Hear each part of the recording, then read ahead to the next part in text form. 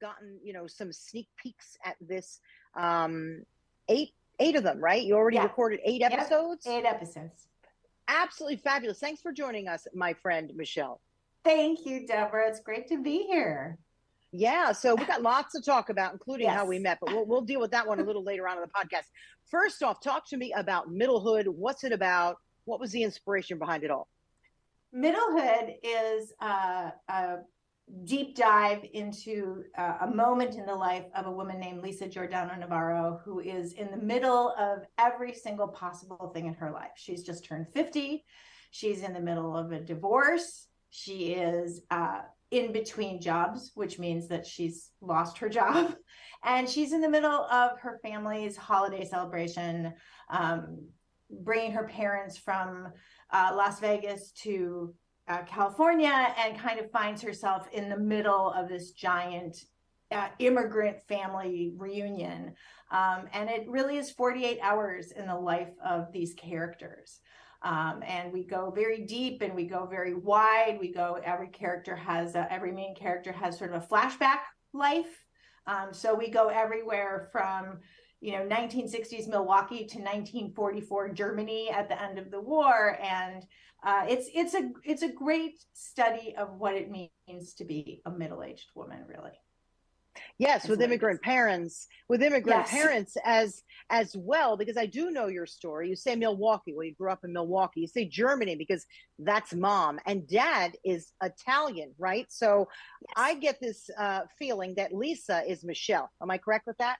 Lisa is Michele. Yes, she's definitely Michele. She was inspired. This whole thing was inspired by a moment in my own life where I found myself in this situation. And my parents, I was living in my brother's house with my parents for 3 months. I won't go into the reason for it. And I really got to this place in my life where I was like, how did I end up here? What is it? What are the circumstances? The way that I built my life did not put me here.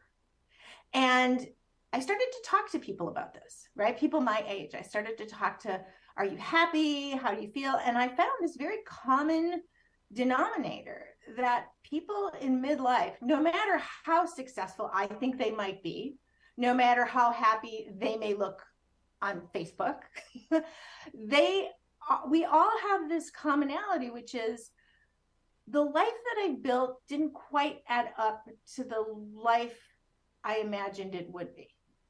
And so there's this moment, and I call that the moment where the life we lived meets the life we have left, where we have this sort of, oh, what am I going to do? Am I going to keep going like this? Is this a good path?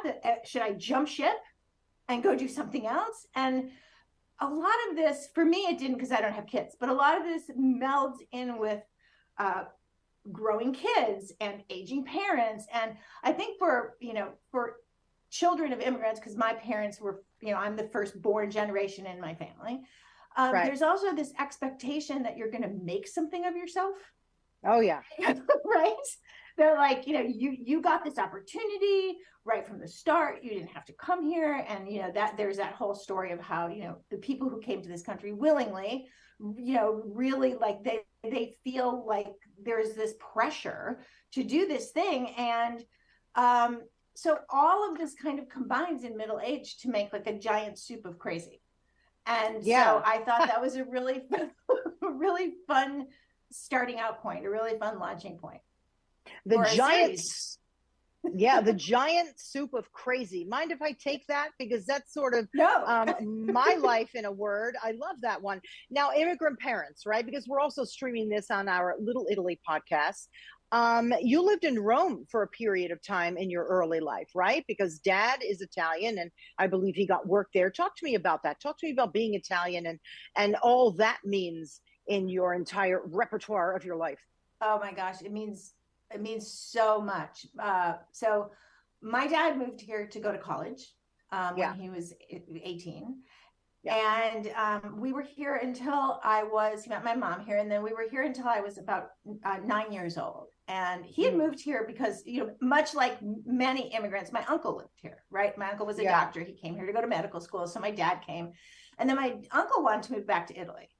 And then all of a sudden we were moving back to Italy because my dad didn't really know how to be here without family. You know, so much of being Italian is all about being around family, right? And so his family had all gone back to Italy. And so he went back to Italy and picked us all up. I was at the end of my 4th grade, pulled us out of school at the end of 4th grade and took us to Rome. And we were going to build a new life there. He was supposed to open, I think, a budget rent-a-car there or something like that, the first budget rent-a-car in Italy. And we got over there and, you know, we hated it. We loved being around our family, but we didn't speak the language and they didn't have the right kind of milk cartons and there was no clothes dryer. And there was, it's like, you know, the milk never got really cold like it did in America. There were all these things that as little kids, you know, you get used to your life in a certain place. And we were transported into a completely different country with completely different culture. It was the best thing my parents ever did. I like, you know, I like that. Yeah, it was the best thing they could have done. I'll make a long story short, which is that my brother got into the international school where they spoke English.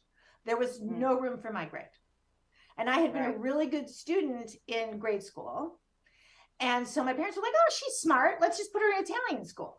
Oh. Now, you know, imagine being in 5th grade and going into a 5th grade class, which I know a lot of folks have that experience now in the States, right? You walk into a 5th grade class and you don't know the language and you don't know anything about anything. And you're already studying 5th grade level.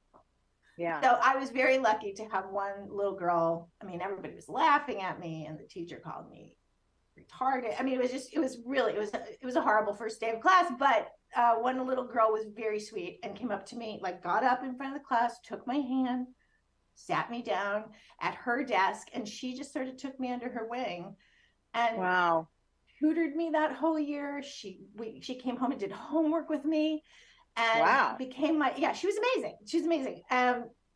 Became my very best friend. And at the end of 5th grade in Italy, they have these oral exams to get you into middle school. And she was first in class and I was second in the class.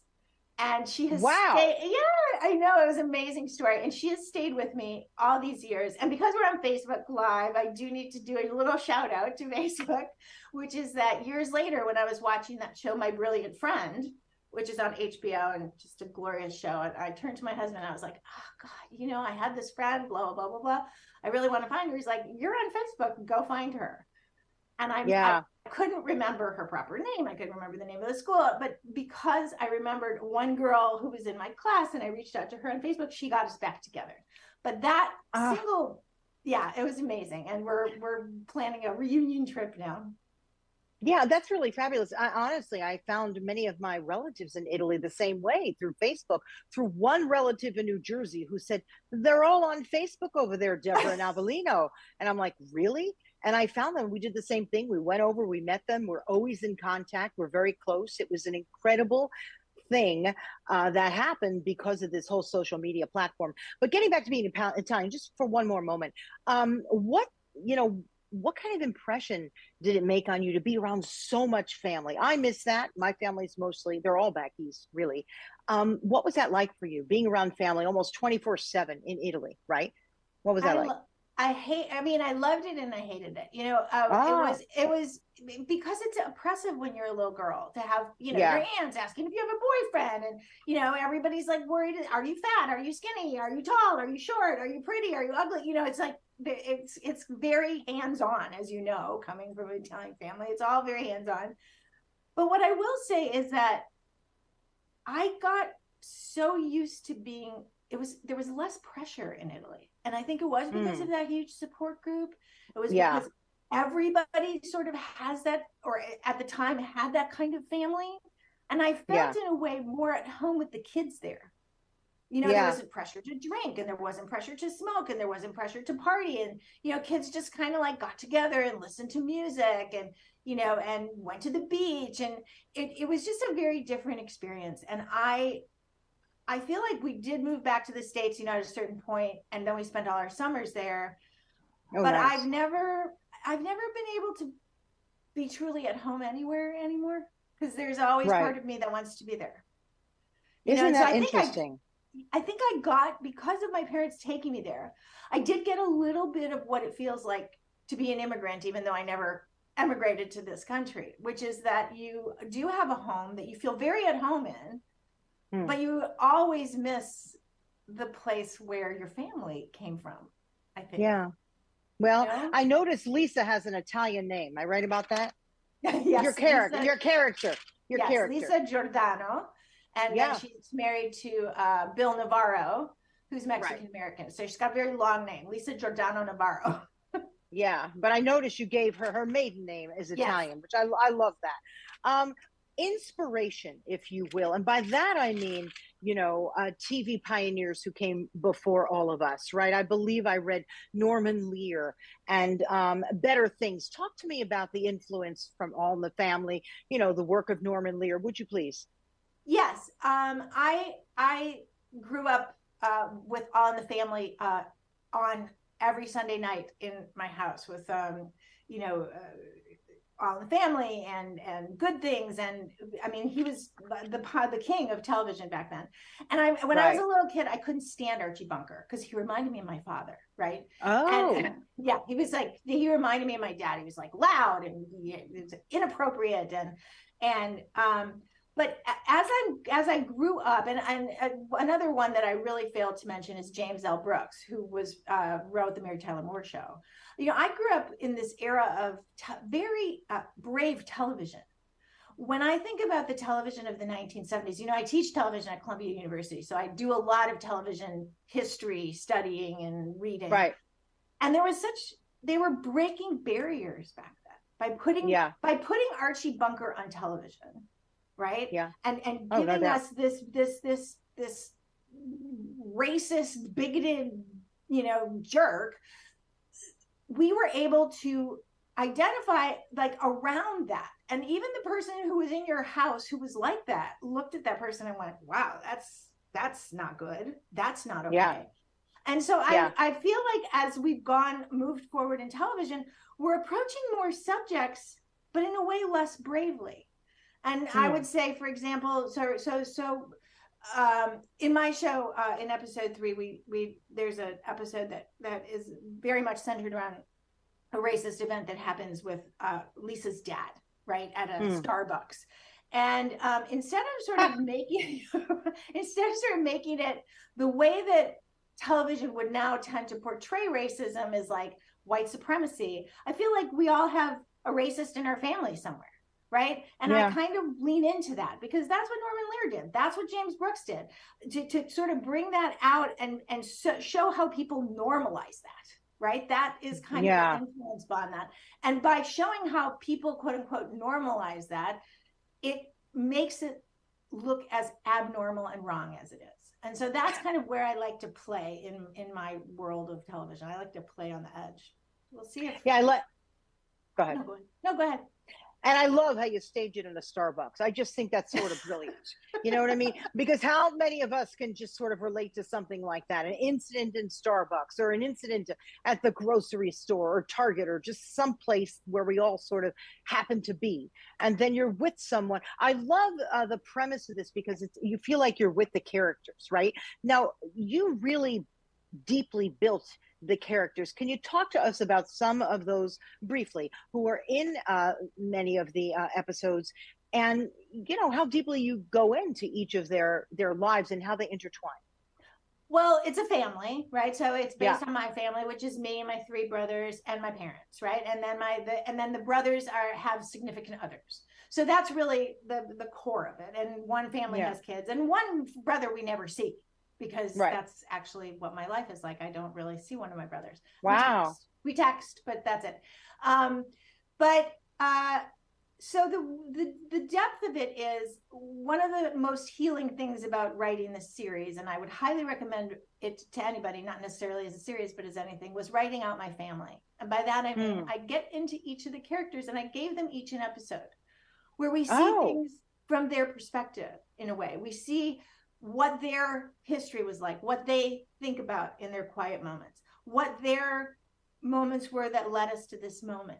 And by taking the perspective or going into the very deep into the life of each of these characters, of each brother, of the parents, of each of the parents, it allows you to not see everything from one character's point of view. It allows you to, as gruff as Aldo is and as much of a jerk as he can be, once we go back in time with him and we see what it was like for him when he came to this country and how he was treated as an other and all of that, we get a little softer spot for him and we feel his humanity a little bit more. And so I feel like the deeper you can go with a character, the more empathy that you create for that character. And really, isn't that what it's all about? What art and literature and television and film is all about is not just creating great stories and great characters, it's also creating empathy between the viewership, the community of people that's watching the show, which is really what I want. I mean, we're all dealing with so much. I mean, you talked about, you know, the racist parent that you talk about. You talk about your brother that's sort of MIA half the time. You talk about Lisa, the character who's going through a divorce and midlife and taking care of her parents and trying to get them here for a holiday event. It's like, gosh, can we all relate to that or what? So I feel like there's somebody in there for all of us. Yes. I really like that. Do you want to sort of give us a little, you know, peek or hint into episode 1 and 2? You told us 3, you know, just to get our audience interested and go, oh, this is cool. This is me. Yes. Episode 1 called The Drive. It should really be called Get in the Car, because it's about, you know, we meet Lisa, we meet everybody in the family as Lisa's trying to get her parents to get in the car to go to Los Angeles. And she thinks basically that, you know, she came there, she's got a mission, she's going to tell them she's getting divorced, she's going to figure out what she's going to do with her life. And she gets her, it's like wrangling cats. They don't want to go. The dad doesn't want her to be there. Dad thinks she shouldn't drive them. She, you know, so everybody's quirky personalities in terms of, you know, she basically, it also deals a lot with aging and Lisa coming to take her parents is a huge threat to them. Like, why do we need our daughter to take us anywhere? We're the parents, right? So the first episode deals a lot with shifts of power, right? Power shifts, like I'm taking you, no, you're taking me. And in the midst of all of this, the mother is falling gravely ill in front of everybody's eyes and nobody really knows what's going on with her. So episodes 1 and 2 are really kind of, as the family gathers together, we see each member of this family getting ready to shed themselves in a way to become the people that they were when they were kids and come into the family, and how that affects the spouses, the children, you know, how it affects Lisa's relationship with Bill over the phone and her mounting fear about telling her parents. I mean, this is a 50-year-old woman who's afraid to tell her parents she's getting divorced. Yeah, I love this. I mean, I see so many of my friends and myself in your story, which is why I love this. Which is why when we first talked about Middlehood, I said, oh, we have to do a podcast about this because this is everybody's story. You know, I really love it. But I have to say, you are not divorced. So in this case, we're not talking about you being divorced, because I know you're happily married to a very successful and wonderful man. So I just want our audience, maybe the rest of it, you know, is a little crazy nuts going around you, but you are married. Let's talk a little bit about your background. Okay. You have worked with some of the best and the brightest in the business, from David E. Kelley. Tell us, please. And Martha Stewart, even, right? Early on in your career. Yes. Wait, and you even worked for a first lady of, what was it? Virginia. Yeah. I mean, how do you do all that? You work for the first lady of Virginia. You end up working for Martha Stewart, you know, David E. Kelley, like, who are you? You know what I mean? Go ahead. I know. Well, I have my life and then I have what I call my accidental life, right? So I have sort of two parallel things. I started out as an actor. I wanted to be an actor. I became a writer because I was sitting at home at night, sometimes without acting jobs, and started writing. So my path has always been to make a world in the arts and entertainment industry, right? I went from being an actor to wanting to be an actor-writer to wanting to, you know, and there was that path. And that's the path where I met David Kelley, where I worked with Peter Horton, where, you know, that it was the sort of those normal, what we would call normal milestones in the career of somebody who does what I do. Right. The more interesting things that happened in my life, and kind of the way that I ended up working with David Kelley and Peter Horton and all these things, is that I have this accidental life where I will take any job that you offer me if it can keep me doing what I want. Right. So I've been offered these weird gigs, which is like, you know, I produced tours for the USO when I was younger because I could go off for 3 months, make a bunch of money, and then come back and not have to work. And I could just do my acting for 6 months. Right. So there was like that whole thing. So my sort of liberty in taking all of these opportunities is because I never wanted any of them to turn into a career. You know, I was my brother was dating this woman who was working for ZM Productions, and they were doing the very first year of Martha Stewart's show, and they needed a writer. And little did I know, there's no such thing as writing for Martha Stewart. She's not going to do that, right? But what you have to, so they were like, she said, you know, would you want to go back east for the summer? And my husband was, my then boyfriend, but husband was back east. I was like, yeah, I would love to go back east for the summer. So I took this job writing for Martha Stewart. I quickly realized that Martha Stewart doesn't like anybody putting words in her mouth, but what she did like was tons of research, right? So I would, this was back in the 90s, there was no internet. I would like run to the library, and, you know, we would decide what we were going to do, composting, tomatoes, whatever it was. And I would run and get all this research for her, right? I would like find as many different things as I could in 5 hours on 6 topics and bring it back. And as she was getting her makeup done, I would just read her information. And it was like brilliant the way that she would assimilate it and kind of spit it back out. But so that was a really fun year of my life. And getting to be the chief of staff and speechwriter to a first lady really harkens back to my early days, having left acting school and working in DC in a law firm. And my office mate was this wonderful woman named Lisa Collis. And I was, you know, super focused on my work. And she was like, you got to come out to lunch with me. And this was years and years and years ago. And our paths we always stayed besties throughout the years, even though our paths went, you know, different ways. And she ended up, you know, married to now Senator Mark Warner. They have 3 beautiful kids. And when he was running for governor, she's a very private person. And she said, you know, would you write me a speech? And then would you come and campaign with me? And I did. And it was fun. And then when it was time for them to take office, she was like, would you come and be my person and help me be the first lady? And I was like, that's an adventure. Let's go. Yeah. Oh, absolutely. Wow. How about David E. Kelly? How did you end up working with him? Interestingly enough, I ended up working with him because of my experience in Richmond with Lisa, because as soon as we had finished the campaign, I wrote a pilot about campaigning, because I think nobody's done that yet. And I still have my pilot. I think it's a fascinating world.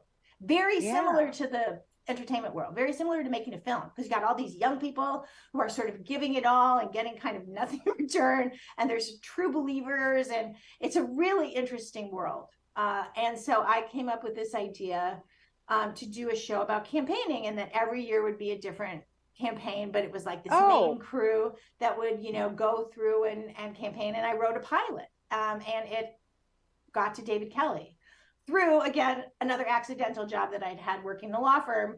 The guy who's now working for David Kelly got this script from me, and he's like, I got to show this to David.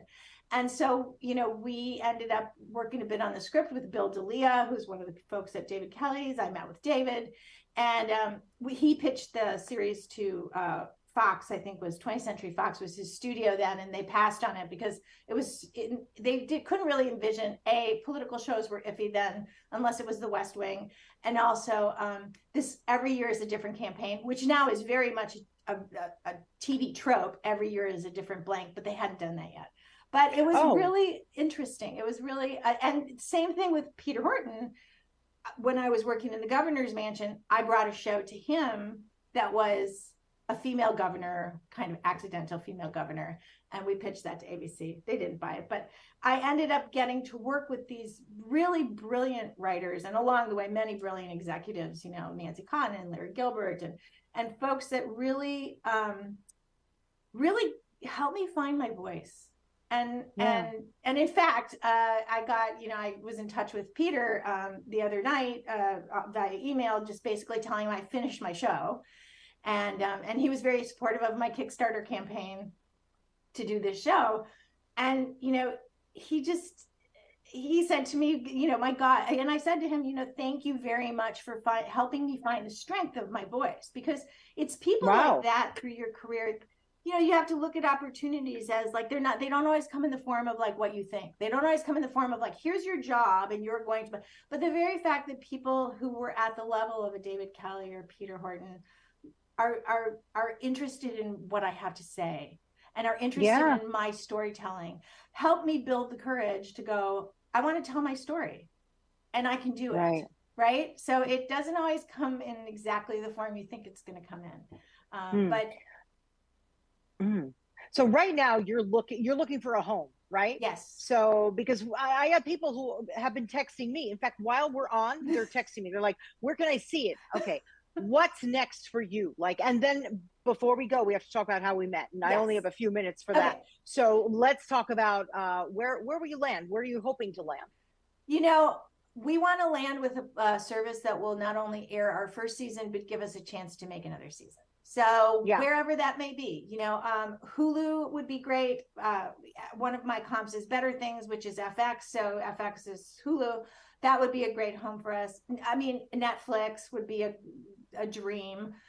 Roku, which is, it's just streaming service, a video on demand service. I went to a AFM seminar and listened to the woman who runs their acquisitions division, and I was very impressed with her. And with it really depends on we want to put it in a place, be it Amazon or Apple or Roku or TiVo or whatever it may be, that it can get to its audience. The majority of the streaming audience is women over 50, so let's give them a show that's about them. As far as people don't realize that. Remember back in the day where it had to be under 35. And now you're absolutely right. I mean, we've got the buying power, those of us of a certain age. We do. We're streaming. We're enjoying it. I love streaming shows because sometimes I just go for like 4 and 5 episodes and then I stop and I think about it and I even go back. It's really a great way. And many of my friends are doing the same. So you're absolutely right. We are the new demographic people. So write to us. In other words, write for us, because the content that you're writing is something that I know that myself and so many of my peers will be interested in. Now, let's talk about perhaps the most important part of this interview, how you and I met. This was nuts. I mean, I'm going to start, okay? I'm driving and somebody calls me, and hi, I'm looking for blank. And I'm like, I know her voice. Maybe she thinks she's looking for somebody else. I'm like, well, who are you? Michele. Okay, Michele, are you looking for me? Deborah? No, I'm looking for. I'm thinking, but I know you. So somehow my number was in your phone under somebody else's name.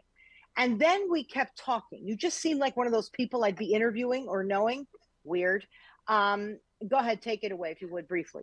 Yeah. So I was calling my ex-publicist to try and actually get in touch with you, because you were one of the interviews that she was trying to get me when we left off.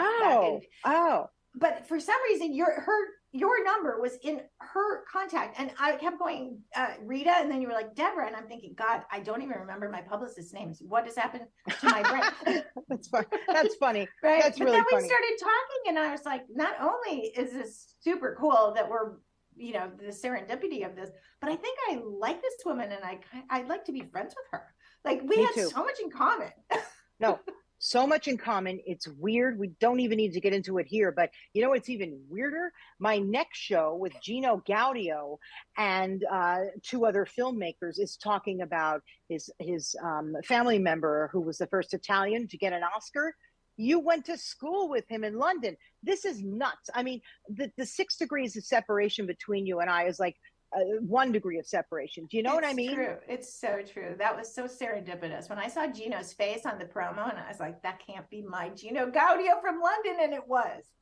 It was weird. So great connection. I feel like I've known you for 25 years, yet we're new friends, and I have a feeling new long-term friends. I really get that. So I love this show. I love Middlehood. I mean, all the little clips that you've sent me, they're terrific. Tell me, or tell our audience, how they can learn more, find out more about you and everything that you're working on. All right. Well, you can come to our website, which is middlehood.tv. It's got a little overview of the first season of the show, of how we made the show, which is also a really interesting story, but it's all in there. This is, a show that was made completely independently outside of the studio and television system. So there's a whole other story to that. And also we have a Facebook page, and come and like us on Facebook. It's Middlehood TV Show. Come like us on Instagram. It's Middlehood TV Show. We've got a Twitter, which I'm not really that active on Twitter, but we do have a show, Twitter, which is at Middle Show. So, join our family. We have a really active and fun Facebook family. And we would love to have you on our Facebook page. So, yeah. One final plug. I think you need to write me into one of your episodes, Michele. I've already done that for season 2. You're already in the show. I'm fabulous, and I've been in a horror film. So if I could do that, I can do anything. I mean, if you want me, I've already got a role for you in the show in the second. It'll be a hit. I promise this will happen. So anyway, I'm thrilled. I was sort of just kidding, but I'll take it. I'll take it, Michele. Anyway, it was wonderful to talk to you, and I can't wait to see you soon. Thank you, Michele. Me too. Yeah, Michele Palermo sort of does everything, also teaches at Columbia University, just sort of does a little of everything. But in particular, this new series upcoming, Middlehood, it's about all of us, people. So check it out, join the tribe, and we'll see you all soon. And thanks for joining us for Deborah Kobylt Live, and also our Little Italy podcast and Little Italy of LA podcast. So wherever you get your podcasts, whether it's video or audio, just look us up, look up the name of our show. You'll find us, audio and video. So thanks everybody for joining us. It's been a lot of fun. Happy New Year to all, and we'll see you soon. Bye-bye.